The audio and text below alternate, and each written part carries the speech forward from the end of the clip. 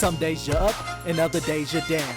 Always tip the dealers and when your waitress comes around, cause sometimes you punt and other times you're round. And you might get cooler to flop the nuts when you sit down. The outcome of the hand don't mean that you made it, cause life's not about the result but more on how you played it. Hitting 8s, 9s, and 10s and all the painted faces. Every day you play is a win, even if you're mucking aces.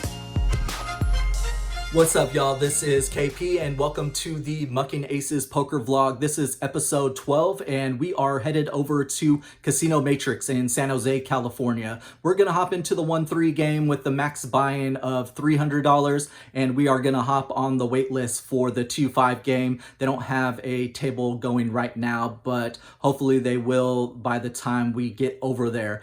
Looking to run it up and hoping that you wish us luck. Thanks so much.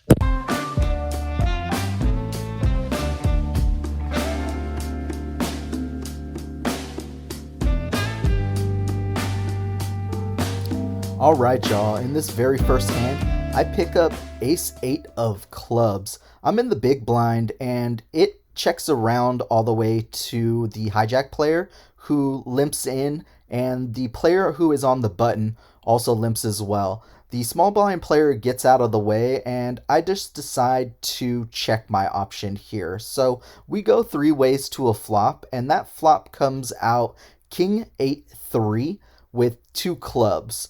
Having the nut flush draw here and middle pair, I decide to lead out for $10 and see if anyone wants to come along. The player who is in the hijack decides to get out of the way, and the player who is on the button decides to make the call. For $10 more, we go heads up to see a turn card, which comes out the Jack of Diamonds.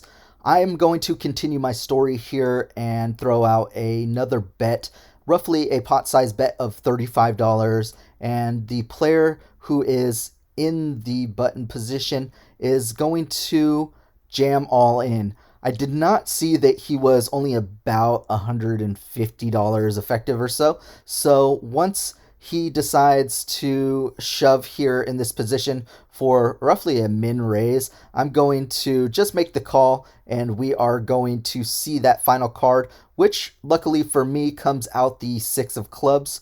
He looks fairly disgusted here that I continued against his shove, and he just mucks his cards, and we take this one down. Happy to take this one down here. I was not going to fold in this instance with the nut flush draw, so we'll go on to the next hand. And if I'm getting a good price, I'm ready to mix it up. So a couple of hands later, I pick up ace-jack offsuit, and I am in the hijack. I decide to bump it up here with only a few players at the table. I think we're about 5-handed at this time. I make it 15 to go and I get 1 caller here. So we go heads up to a flop, which comes out Jack 9-3 rainbow. And once this flop comes out here for me with top pair and top kicker, I'm going to throw out another bet of $25 after it gets checked to me by the player in the big blind. He decides to let his hand go after I throw out that bet of $25. So happy to take this one down and looking forward to running it up here on another passive table at the 1-3. In the next hand, we pick up ace-6 offsuit. I'm on the button and I decide to just limp along here as we are playing roughly 6-handed, and the player who is in the small blind decides to come along. The player who is in the big blind decides to check their option, and the player who is under the gun decides to as well. So we go 4 ways to a flop, and that flop comes out 6-5-3 with 2 spades. Once I see that everyone checks around, I go ahead and lead out for $10, and everyone decides to fold. So happy to take this one down with a bunch of dead money in the pot. At this time, it seems like a few of the players are disinterested when we pick up king-queen offsuit, and I am one of the bigger stacks at the table, and a few of the players are fairly low At this point, we're probably about $150 effective in this 1-3 game.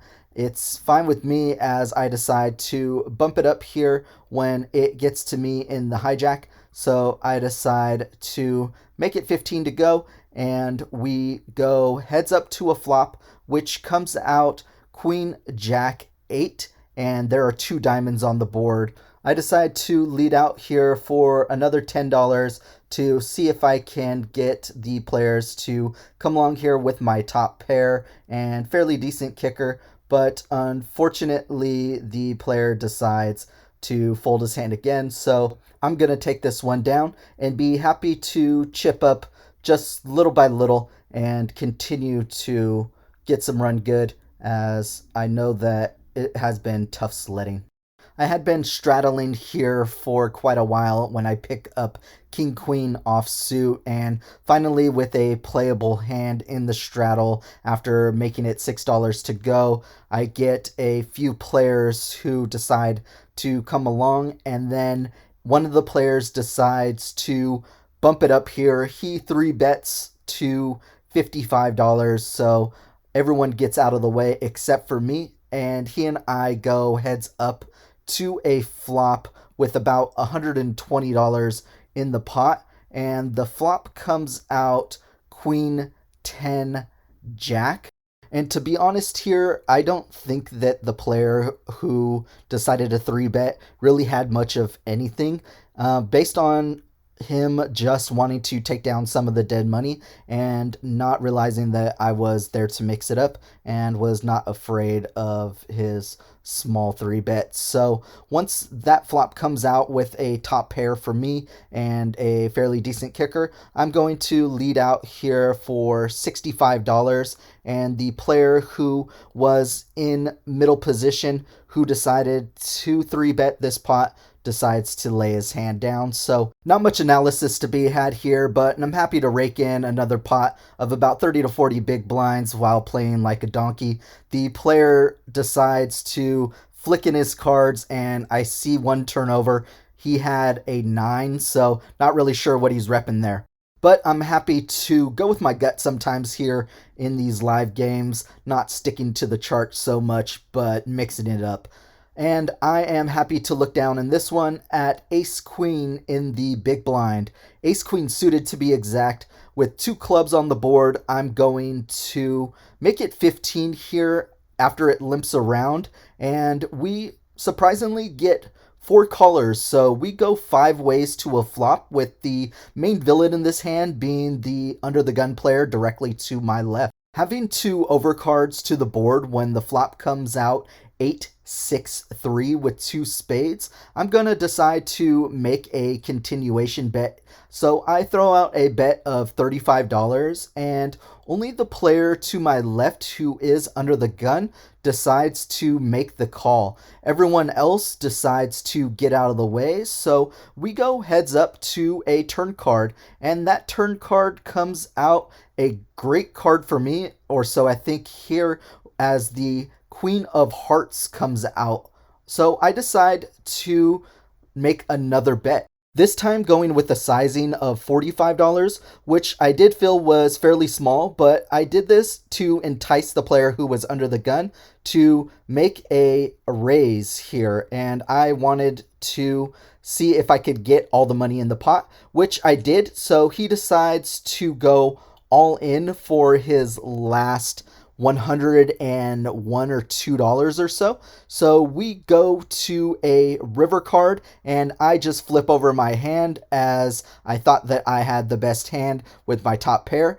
The river comes out the 2 of hearts, which is a complete blank and a total non-factor. So we are happy to scoop this $380 pot or so and see the next one and continue this run good. In this hand, we pick up Ace-Queen of clubs once again. And it is a bit of deja vu as I'm in the big blind and I see a few limpers to the straddle, and I decide to bump it up here and make it 30 more to go. We get 2 callers. The player who is under the gun, and the player who is in the hijack decide to come along. So we go 3 ways to a flop with $112 in, and it comes out ace 5 3 with 2 spades. So I'm going to make a C bet here, and I decide on a sizing of $40, and both players decide to let their hands go and fold. So happy to take this one down with not too much pushback. Please do me a huge favor, hit that like button, definitely helps out the channel a whole lot. And in this last hand, I pick up ace jack offsuit, and I am on the button.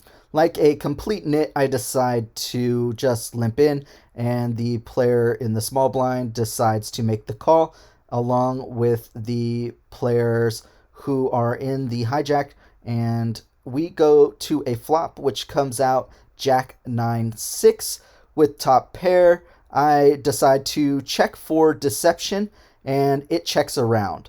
A 4 of spades comes on the turn, and the player who is in the hijack decides to lead out for $10.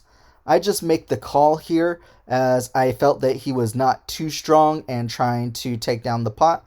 I guess I should have checked raised him here, but the player in the small blind decides to fold, and we go heads up to a river, which comes out a 9. He checks to me, and I just decide to check it back, so I show, and I am good with my jack here. So I decide to rack up, as I was going to go get some food and had some previous plans.